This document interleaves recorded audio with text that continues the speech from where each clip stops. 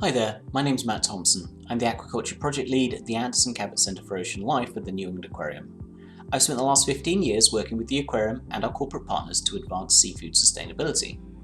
Forming partnerships with industry members that share our vision for responsible ocean use is critical for two key reasons: influence and access. Influence comes from these companies' purchasing power and the ability to set standards within their supply chain and beyond. This is particularly necessary in the US market, where 90% of the seafood we eat is imported, and over half of that comes from aquaculture, or the farming of aquatic organisms. This brings us to access. With the major exception of the farmed salmon industry, most aquaculture industries in the world are not consolidated, and they're potentially formed of tens of thousands of farms operating within their own national regulation, but also within their own production practices. Our industry partnerships allow us to gain information directly from these sources, which helps understand the latest trends and challenges in those industries and give targeted recommendations for improvement. And every once in a while, if the stars align, our partnerships enable aquarium researchers like me to travel to tour these farms and meet with farmers. The last time I had such an opportunity was just before COVID in October 2019 and included site visits to shrimp farms, hatcheries and processing plants in India.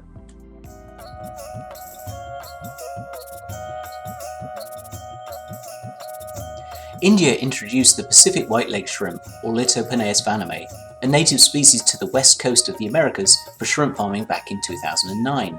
Since then, Indian production has exploded, reaching around 815,000 metric tons in 2020. Shrimp is the #1 seafood in the US, accounting for almost a quarter of all the seafood consumed on a per capita basis.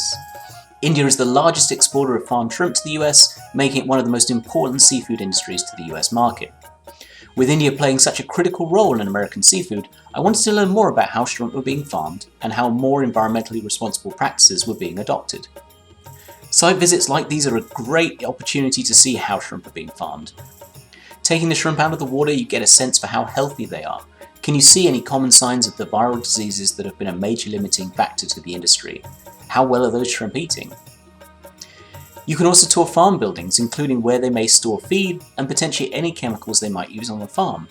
You can read feed information on feed bags to see information that might be available on the sources and inclusion rates of marine ingredients in the feed, and see how the farmer is recording that information for traceability.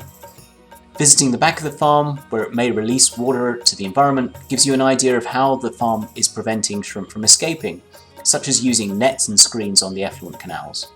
And any measures used to reduce waste from being released into the local environment, such as a reservoir to treat water before it's released, or even to treat it so it can be reused many times on the farm.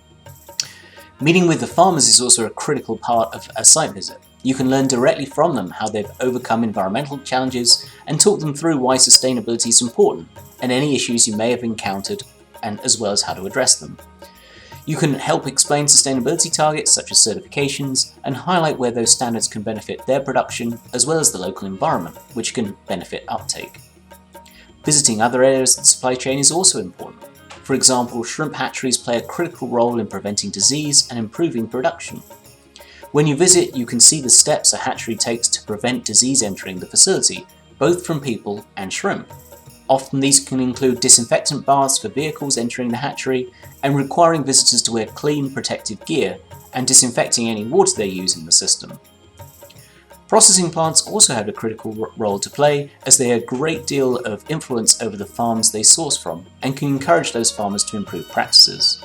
They play a vital role in maintaining traceability and controlling antibiotic use. Plants commonly include independent labs to test incoming products for antibiotic residues in shrimp and therefore dissuade farmers from abusing them. Plants also have responsibility of using processing byproducts such as shrimp heads wisely, such as by sending them back to the feed mill to be used in animal feeds. So in summary then, working collaboratively with industry partners helps provide the influence and access necessary to drive change in the global seafood industry. Site visits, while relatively rare, are a unique opportunity for direct interaction with producers and insights into production. They're often a real highlight of my work here at the aquarium. So thank you again for your interest in my work. Please check out the Aquarium and Anderson Cabot Centre for Ocean Life websites to learn more about our work to protect the blue planet.